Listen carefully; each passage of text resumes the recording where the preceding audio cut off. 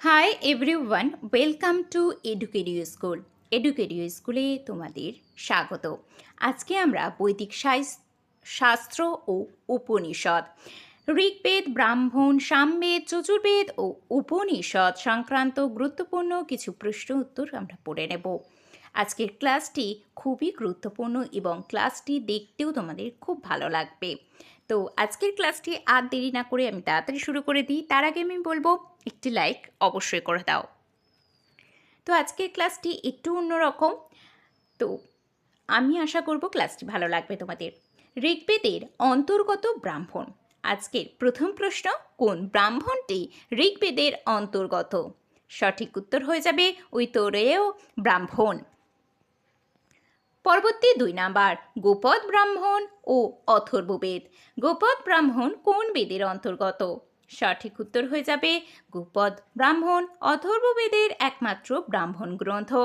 অন্যান্য বেদের ব্রাহ্মণ অর্থাৎ ঋগ্বেদ, ঐতরেয় ও কৌশিতকি, যজুর্বেদ, শতপথ ও তৈত্তিরীয়, সামবেদ পঞ্চবিংশ ও ষষ্ঠবিংশ। পরবর্তী 3 নাম্বার, ঋগ্বেদের নবম মণ্ডল ও সোম। সোমের উদ্দেশ্যে উৎসর্গিত মণ্ডল। ঋগ্বেদের কোন মণ্ডলটি সামের উদ্দেশ্যে উৎসর্গ করা হয়েছে? সঠিক উত্তর হবে নবম মণ্ডল। সম্পূর্ণরূপে সোম সম্পর্কিত ঈশ্বরকে উৎসর্গ করা। পরবর্তী 4 নাম্বার, যজুর্বেদ ও যজ্ঞ আচার।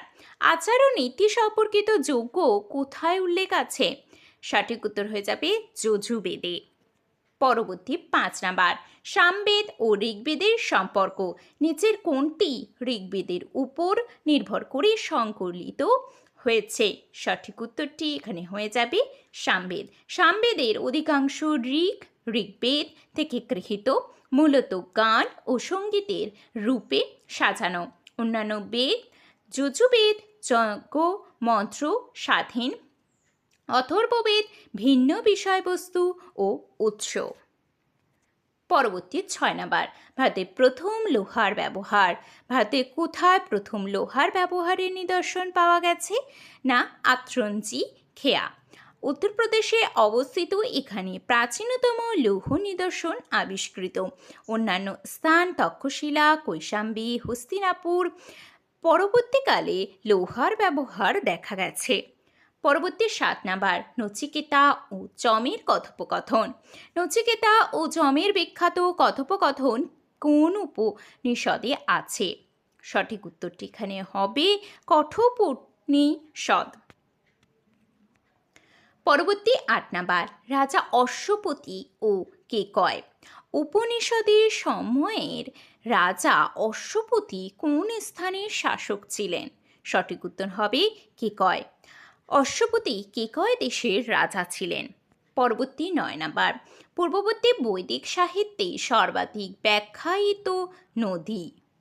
পূর্ববর্তী বৈদিক সাহিত্যের কোন নদীর সর্বাপেক্ষা বেশি ব্যাখ্যা রয়েছে? সেটির সঠিক উত্তরটি হয়ে যাবে এখানে সিন্ধু। সিন্ধু ঋগ্বেদের সিন্ধু নদীর সর্বাধিক উল্লেখ ও ব্যাখ্যা পাওয়া যায়। পরবর্তী 10 নাম্বার, বৈদিক নদী অশ্বিকীর আধুনিক নাম কি? না আধুনিক নাম হয়ে যাবে চন্দ্রভাগা। পরবর্তী 11 নাম্বার, আফগানিস্তান সম্পর্ক নির্দেশক ঋগ্বেদীয় নদী। ঋগ্বেদে কোন নদীটির উল্লেখ রয়েছে যা আর্যদের সাথে আফগানিস্তানের সম্পর্ক নির্দেশ করে? তা হয়ে যাবে কুভা কামু। এই নদীদ্বয় ঋগ্বেদে উল্লিখিত এবং তা আর্যদের আফগানিস্তানের সাথে সম্পর্ক নির্দেশ করে। পরবর্তী 12 নাম্বার, বৈদিক নদী কুভার অবস্থান। সঠিক উত্তর হবে আফগানিস্তানে। কুভা নদী আফগানিস্তানে অবস্থিত। পরবর্তী 13 নাম্বার, মহাভারতের যুগে মহানদীর নাম। মহাভারতের যুগে মহানদীর নামটি কি হয়ে যাবে? না চতুর্পলা। অর্থাৎ চতুর্পলা মহাভারতের যুগে মহানদী চতুর্পলা নামে পরিচিত ছিল। পরবর্তী 14 নাম্বার, দেবতাদের প্রধান ঋষি কে? দেবতাদের প্রধান ঋষি হলেন বৃহস্পতি। পরবর্তী প্রশ্ন 15 নম্বর। আর্যদের ইরান থেকে ভারতে আগমনের প্রমাণ কোন লেখ থেকে জানা যায় আর্যগণ ইরান থেকে ভারতে এসেছিলেন? সঠিক উত্তর হবে বোঘাজকই। বোঘাজকই লিপি থেকে প্রমাণিত হয় আর্যগণ ইরান থেকে ভারতে এসেছিলেন। পরবর্তী 16 নম্বর। 1400 খ্রিস্টপূর্বাব্দে লেখা বৈদিক দেবতা চতুর্দশ খ্রিস্টপূর্বাব্দে কোন লেখে বৈদিক দেবতাদের উল্লেখ রয়েছে? সঠিক উত্তর হয়ে যাবে বোঘজকই। চতুর্দশ খ্রিস্টপূর্বাব্দে বোঘজকই লেখে বৈদিক দেবতাদের উল্লেখ পাওয়া যায়। পরবর্তী 17 নম্বর। আর্যদের আদি বাসস্থান কে আর্যদের আদি বাসস্থান সম্বন্ধে প্রবন্ধ লিখেছিলেন? সঠিক উত্তর হয়ে যাবে বাল গঙ্গাধর তিলক। পরবর্তী 18 নম্বর। শতপথ ব্রাহ্মণ ও বিদেহ রাজ। শতপথ ব্রাহ্মণে বিদেহরাজ মাধবীর সাথে কোন ঋষির সম্বন্ধের উল্লেখ রয়েছে? সঠিক উত্তর হবে ঋষি গৌতম। পরবর্তী 19 নম্বর। পরবর্তী বৈদিক যুগের সংস্কৃতির কেন্দ্র। পরবর্তী বৈদিক যুগে আর্য সংস্কৃতির কেন্দ্র ছিল কোনটি? না কুরু ও পাঞ্চাল। পরবর্তী 20 নম্বর। গোত্র শব্দের প্রথম উল্লেখ। গোত্র শব্দটি প্রথম কোথায় পাওয়া যায়? সঠিক উত্তরটি এখানে কি হবে? না, সঠিক উত্তরটি হয়ে যাবে ঋগ্বেদে। গোত্র শব্দটি প্রথম পাওয়া গিয়েছিল ঋগ্বেদে। পরবর্তী 21 নম্বর। ঋগ বৈদিক যুগের জনবিশ্বাস।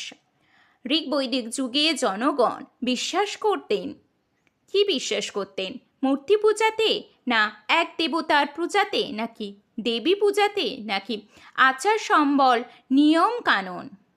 সঠিক উত্তরটি এখানে হবে আচার সম্বল নিয়ম কানুন, অর্থাৎ তারা নিয়মে বিশ্বাসী ছিলেন। পরবর্তী 22 নম্বর। 10 রাজার যুদ্ধ। 10 রাজার যুদ্ধ কোন নদীর তীরে হয়েছিল? সঠিক উত্তর হবে পারুশনী। পরবর্তী 23 নম্বর। পঞ্চজন ও ঋগ্বৈদিক আর্য। ঋগ্বৈদিক আর্যদের মধ্যে কে পঞ্চজনের অন্তর্গত নন? যদু, পুরু, তুবস নাকি কিকট? সঠিক উত্তর হবে ঋগ্বৈদিক আর্যদের মধ্যে কিকট পঞ্চজনের অন্তর্গত নন। পরবর্তী 24 নম্বর। প্রাচীন আর্যদের জীবিকা। প্রাচীন যুগে মানুষের জীবন ধারণ করার প্রধান মাধ্যম ছিল কি? না, আমরা সবাই জানি কৃষিকাজ। কৃষিকাজ, তবে বৈদিক যুগের শুরুতে পশু শিকার বা পালনও সমান গুরুত্বপূর্ণ ছিল। পরবর্তী 25 নম্বর। ঋগ্বেদে জপ শব্দ। ঋগ্বেদে জপ শব্দটি নিচের কোন কৃষিজ দ্রব্যটির ইঙ্গিত দেয়? বার্লি, ডাল, ধান নাকি গম? সঠিক উত্তর হবে জপ শব্দটি এখানে বার্লি। পরবর্তী 26 নম্বর। বৈদিক যুগে কোন সরকারি ব্যবস্থা প্রভাবশালী ছিল? অপশন এ স্বৈরাচারী, অপশন বি গণতান্ত্রিক, অপশন সি প্রজাতান্ত্রিক, নাকি অপশন ডি অবতীর্ণ রাজতান্ত্রিক? বৈদিক যুগে কোন সরকারি ব্যবস্থা প্রভাবশালী ছিল? সঠিক উত্তর হয়ে যাবে অবতীর্ণ রাজতান্ত্রিক।